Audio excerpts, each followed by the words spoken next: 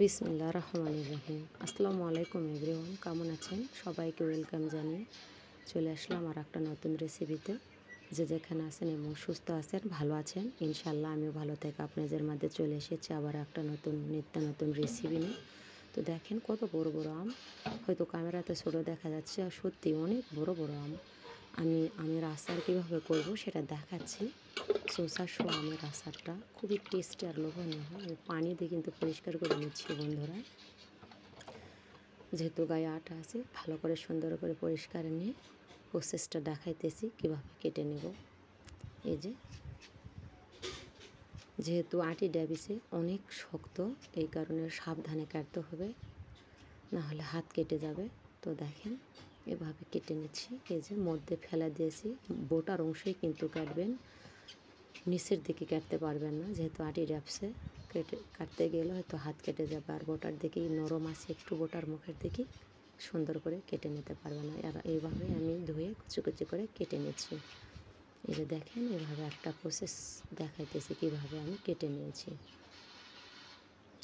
আর অতি তাড়াতাড়ি ভেতরের কুয়ার অংশটা ফেলে দিতে হবে, না হলে কালো হবে। আমি কিন্তু নুন আর হলুদের জলে ভেজে রেখেছি। নুন হলুদের জলে ভেজে রাখলে কালো হবে না, খুব সুন্দর একটা কালার আসবে। জি,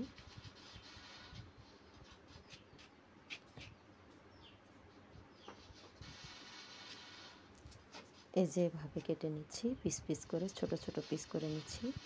নুন হলুদের জলে ভিজিয়ে রাখবো। আর বোটার অংশটুকু কেটে ফেলে দিচ্ছি, এটা আটাযুক্ত।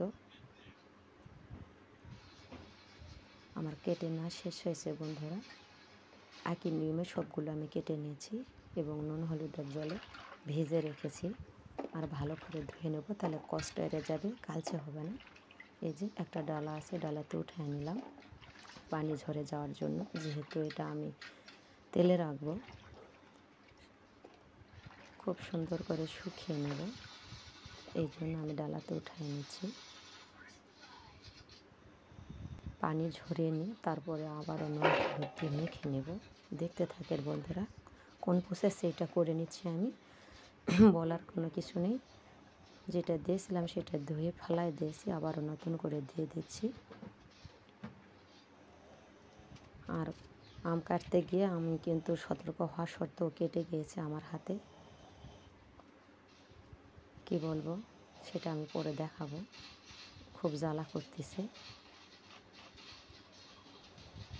এই যে কেটে গিয়েছে, এই কারণে আমি লবণটা বাম হাতের তালুতে নিলাম। আর আমি কিন্তু এই লবণটা আগেরটা দিয়েছিলাম বাড়িতে খাবার লবণ, আর এটা দিলাম টেস্টি সল্ট, তাহলে নিমিশেই গলে যাবে। আর পর্যাপ্ত পরিমাণ পানি জল থেকে বের হয়ে যাবে, খুব সুন্দর করে নরম হয়ে আসবে। আমি সারা রাতের জন্য রেস্টে দেবো। আর হাত কাটা এই জন্য ভালো করে মাখতে পারতেছি না।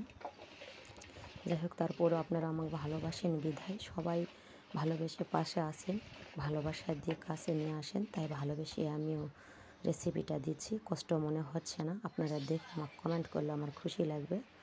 তারপরে যেভাবে ডালা দিয়ে ঢেকে রেখে দিচ্ছি, আমি সারা রাতের জন্য রেস্টে দেবো। এই যে এভাবে ঢেলে দেখাবো, আমি ঢেকে রেখে দিচ্ছি সারা রাত রেস্টের জন্য। কীভাবে ঢেকে রেখে দিলাম, যাই যেটা পারবেন সেটাতে ঢেলে রেখে দেবেন। ঢাকে সুন্দর করে রেখে দেওয়ার পরে সারা রাত রেস্টের পরে আমি সকালে উঠাবো। আবারও চলে আসছে আপনাদের মাঝে, সকাল হয়ে গিয়েছে বন্ধুরা।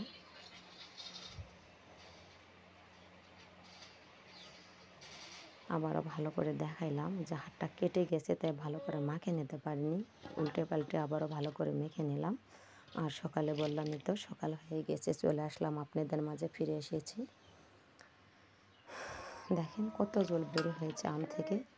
এই জলগুলো বাবা ঝরিয়ে ফেলে দেব, আর চালুনি করে নেড়ে দেবো। ডালা বা চালুন যার যেটা থাকবে সেটাতে নেড়ে দেবেন। আজকে সকালেও আবারও ভালো করে একটু মেখে নিচ্ছি। দেখেন এভাবে সুন্দর করে মেখে ডালাতে উঠায় নেব এবং পানি ঝরিয়ে 1 ঘন্টার জন্য রোদে দিব। আর আমি 1 ঘন্টাই রোদ দেবো, আর বেশি দেবো না, আর বেশি দেওয়ার প্রয়োজন হয় না। এই যে দেখেন কতটা ঝরঝরে হয়েছে আর কতটা সুন্দর হয়েছে। দেখেন কালারটা না মাশাআল্লাহ অনেক সুন্দর হয়েছে, কালারটা চলে এসেছে।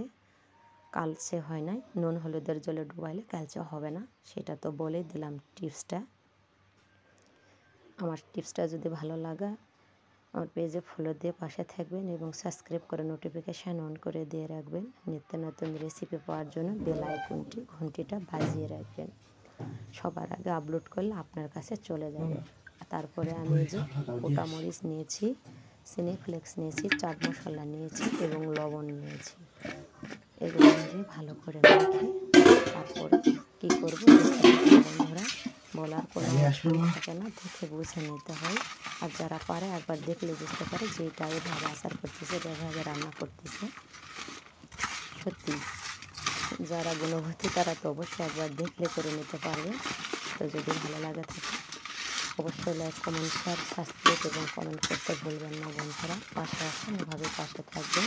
ইনশাআল্লাহ আমিও আপনাদের মাঝে চলে এসেছি, থাকবো, পাশে আসছি, পাশে থাকবো, সবাইকে সাপোর্ট করি আমি।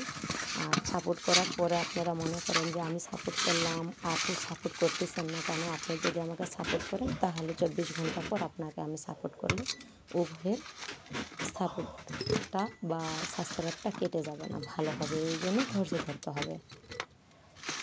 তো এইভাবে বয়ামে ভরে দিলাম আর তেলটা আমি কাঁচাই দেবো, গরম করি না, পরে গরম করে ভরিয়ে দেবো। আর কাঁচা দিয়ে রাখলেও কোনো সমস্যা নেই। সরিষার তেল দেখেন এইভাবে সুন্দর করে মেখে নিয়েছি। আর তেল ঢালে দিয়ে রেখে দেবো সারা বছরের জন্য। ভিনেগার বা অন্য কোনো কিছুই প্রয়োজন হবে না। তো ভিনেগার ছাড়াই আপনারা আচার চেয়েছেন যে আমি রামপেজে আচার ভিনেগার ছাড়াই দেবেন, আমরা ভিনেগার ছাড়াই করব এবং রোদের ঝামেলা ছাড়াই। ওই জন্য আমি রামপেজ আচারটা আমি অবশ্যই আপলোড করে দিয়ে দেবো, চেষ্টা করবো আপনাদের মাঝে দেওয়ার। আর আমার রেসিপি যদি ভালো লাগে তাহলে অবশ্যই লাইক, কমেন্ট, শেয়ার করতে ভুলবেন না বন্ধুরা। তো ভালো থাকেন বন্ধুরা, সুস্থ থাকেন। আর এভাবেই আপনারা আচার করে একবার ট্রাই করে দেখেন, কতটা টেস্টি আর লোভনীয় হয়, সারা বছর রাখতে পারবেন। দেখেন কত সুন্দর হয়েছে, তেলে ভরে দিয়েছি, মোমো করতেছে, কাঁচা আমের স্বাদ পাওয়া যায়। কত সুন্দর হয়েছে দেখেন এভরিওয়ান, দেখেন কতটা টেস্টি। ভরে দেবেন। ভালো থাকেন, সুস্থ থাকেন। আসসালামু আলাইকুম।